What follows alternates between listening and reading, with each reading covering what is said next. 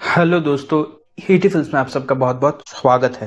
कहानी के स्टार्टिंग में हम देखते हैं कि तालाब के किनारे दो दोस्त एक दूसरे के साथ मस्ती मजाक कर रहे होते हैं। इनका नाम है टेरेसा और कैलब। फिर दूसरे सीन में जंगल के अंदर हमें एक फार्म हाउस दिखाया जाता है। फिर हम टेरेसा को देखते हैं जो अपने दोस्त जैसिका को देखने के लिए उसके कमरे में जाती है। कमरे में जाकर टेरेसा जैसिका को आवाज लगाते हुए उसके करीब जाती है और हम जैसिका को देखते हैं जो बिस्तर के ऊपर लेटी हुई है और जैसिका टेरेसा के किसी भी बात का जवाब नहीं देती है। जैसिका से बातें करते हुए टेरेसा एक चेयर पे बैठकर किताब पढ़ रही होती है तो अचानक टेरेसा देखती है कि जैसिका बिस्तर के ऊपर बैठकर अकेले अकेले ही खुद के साथ बात कर रही होती है। फिर टेरेसा नोटिस करती है कि वो जिस किताब को बैठकर पढ़ रही होती है उस किताब के एक एक पन्नों को जैसिका बिना देखे ही बोल दे रही होती है। फिर टेरेसा सुनती है कि धीरे धीरे जैसिका की आवाज डरावनी होती जा रही है। तो इस बार टेरेसा जैसिका को ऐसा करते हुए देखकर डर जाती है कि तभी हम देखते हैं कि बात करते करते जैसिका अचानक बिस्तर के ऊपर से नीचे गिर जाती है और बेहोश हो जाती है। तो टेरेसा उसके करीब जाती है उसे देखने के लिए।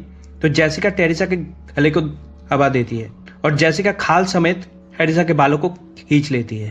तालाब के किनारे हम कैलेब को देखते हैं जो एक ड्रोन उड़ा रहा होता है। तो अचानक कैलेब के कंधों पे टेरेसा अपना हाथ रखती है। टेरेसा को इस हालत में देखकर कैलेब डर जाता है। फिर कैलेब जैसिका की तरफ देखता है। कैलेब देखता है कि जैसिका का चेहरा बिल्कुल डरावना हो गया है। फिर तभी जैसिका उस ड्रोन को पकड़कर अपने चेहरे पे दे मारती है और जैसिका पानी में गिर जाती है और पूरा तालाब का पानी खून से हाल हो जाता है।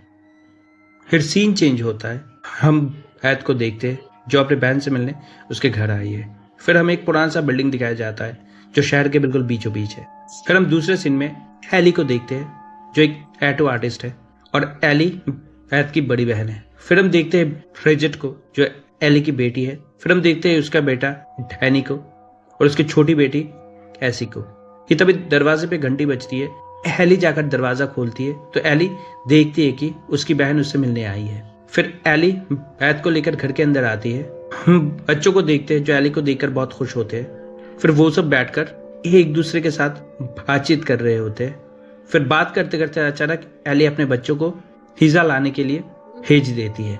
हम देखते हैं कि बाहर जोर की बारिश हो रही होती है। फिर वो बच्चे जाकर पिज्जा लेकर आते हैं और वो बच्चे पिज्जा लाकर बिल्डिंग के अंदर घुसते हैं कि तभी अचानक जोर का भूकंप शुरू हो जाता है और उस बिल्डिंग के नीचे जमीन फटकर थोड़ी सी जमीन धंस जाती है और एक बड़ा सा गड्ढा हो जाता है। फिर भूकंप रुक जाता है तो डैनी देखता है कि उस गड्ढे के अंदर एक बहुत बड़ा कमरा मौजूद है, जैसे उस कमरे को किसी ने जानबूझकर सील कर दिया था। फिर डैनी उस गड्ढे के अंदर उतरता है। डैनी देखता है कि गड्ढे के अंदर घुसकर डैनी देखता है कि उस गड्ढे के अंदर एक पुरानी सी तिजोरी रखी हुई है। फिर डैनी अपने जेब से मोबाइल निकालकर उसके टॉर्च को जलाता है और आसपास देखता है। ऊपर से फ्रिजेट और कैसी डैनी को रोकते हैं पर वो सुनता नहीं है। फिर डैनी देखता है कि उस कमरे के अंदर एक पुराना सा बॉक्स रखा हुआ है तो डैनी उस बॉक्स को खोलता है। उस बॉक्स के अंदर डैनी को एक पुरानी सी किताब मिलती है जो एक हजारों साल पुरानी किताब है और ये एक शैतानी किताब है और डैनी को साथ में कुछ पुराने से रिकॉर्ड्स भी मिलते हैं। तो डैनी उन सामान को लेकर घर पे आ जाता है। घर पे आकर डैनी और उसकी बहन अपने कमरे में जाकर उस किताब को खोलने की कोशिश करते हैं और हम देखते हैं कि वो किताब खुल नहीं रही है। तो डैनी उस किताब को खोलने की कोशिश करता है। उसी चक्कर में डैनी की उंगली हट जाती है। किताब के ऊपर 2-3 बूंद खून गिर जाता है। खून गिरते ही हम देखते हैं वो किताब खून को सोख लेता है। फिर हम देखते हैं कि वो किताब अपने आप ही खुल जाती है। डैनी और उसकी बहन उस किताब को खोलते हैं और डैनी उस किताब के हर एक पन्नों को पलटने लगता है। हम देखते हैं कि उस किताब के अंदर बहुत ही भयानक से चित्र बने हुए हैं। ये देखकर डैनी और उसकी बहन हट जाते हैं। फ्रिजेट उस किताब को जल्दी से बंद कर देती है और फ्रिजेट डैनी से कहती है कि तुम्हें इस किताब को घर के अंदर लाना नहीं चाहिए था, तुम अभी के अभी जाकर इस किताब को वापस छोड़ कर आओ। तो डैनी कहता है कि मैं इस किताब को कल सुबह होते ही जाकर छोड़ कर आऊँगा।